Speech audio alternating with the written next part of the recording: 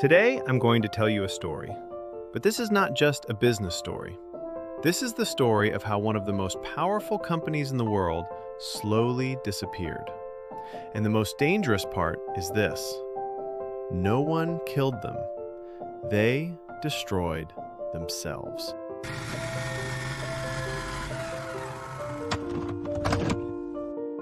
Nobody has the movie I want. Hey, if it's on video, Blockbuster probably has it. I mean, we have over 10,000 videos. Wow. Close your eyes for a second. It's 1998, Friday night. You just finished a long week. You want to watch a movie, but there's a problem. You don't know what to watch. There is no Netflix, no YouTube, no streaming. You only have one option. You get up, you grab your keys, and you drive to Blockbuster.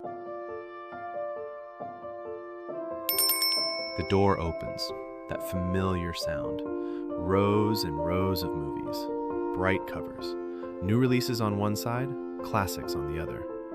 And then you walk to the new releases section, and reality hits you. It's empty. Everything is already rented. You walk around. You spend 20 minutes deciding. Finally, you pick something. You go to the counter, and they tell you, you have 2 days, or you pay a late fee. At the time, that felt normal, but hidden inside that system was a fatal flaw. And that flaw would eventually destroy Blockbuster. In the 1990s, Blockbuster was unstoppable. Over 9,000 stores, millions of customers, a global empire. If you wanted to watch a movie, you had to go through them. But success did something dangerous. It made them believe they had already won. At the same time, a small company appeared. Nobody took them seriously. Their name was Netflix. There's a better way to rent movies. As many as you want for just $20 a month, and no late fees. Netflix had a simple idea. What if we mail DVDs to people? No store, no waiting in line, and most importantly, no late fees. Now think about this. What was Blockbuster's biggest source of profit? Late fees. So the thing customers hated the most was the thing Blockbuster depended on. That is a dangerous business model. Because if you make money from your customers' frustration, you are building your future on a weak foundation. Then came the moment that changed everything. Year 2000. Netflix approached Blockbuster. They made an offer. Buy us. Price? $50 million. Today that sounds ridiculous, but back then, Blockbuster laughed. They literally laughed, because they believed, who would ever want movies by mail? But they asked the wrong question. They should have asked, do people want to visit stores? That mistake became one of the biggest business failures in history. Blockbuster's biggest strength was also its biggest weakness. Physical stores, thousands of locations, high rent, staff costs, inventory problems, slow decision-making. Netflix had none of that. They were fast, flexible, light. Blockbuster was a tank. Netflix was a sports car, and in a fast-changing world, tanks lose. But the biggest difference wasn't stores, it was data. Blockbuster had data. They knew what people rented, when they returned it, what they liked, but they didn't use it. Netflix did something different. They asked a powerful question. What do people want to watch next? And they built a system. Today we call it an algorithm. Netflix didn't just give people movies. They removed the need to decide. You watch this, so you'll love this.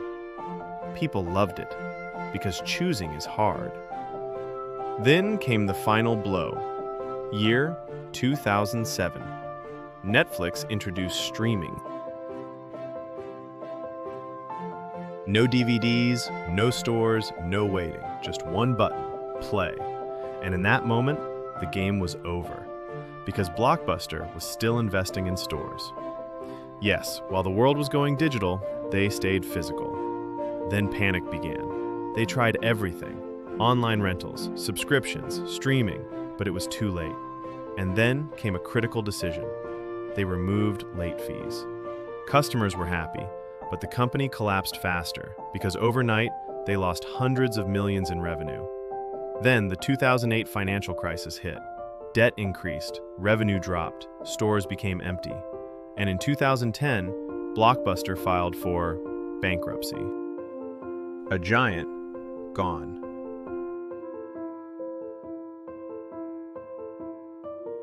Today, only one Blockbuster store remains.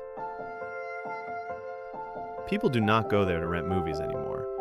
They go there to remember.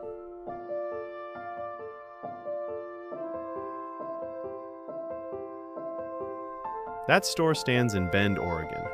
But the real question is, why did this one survive when thousands disappeared? Because it stopped competing. It no longer sells convenience. Streaming already won that battle. It sells something else, a feeling, nostalgia.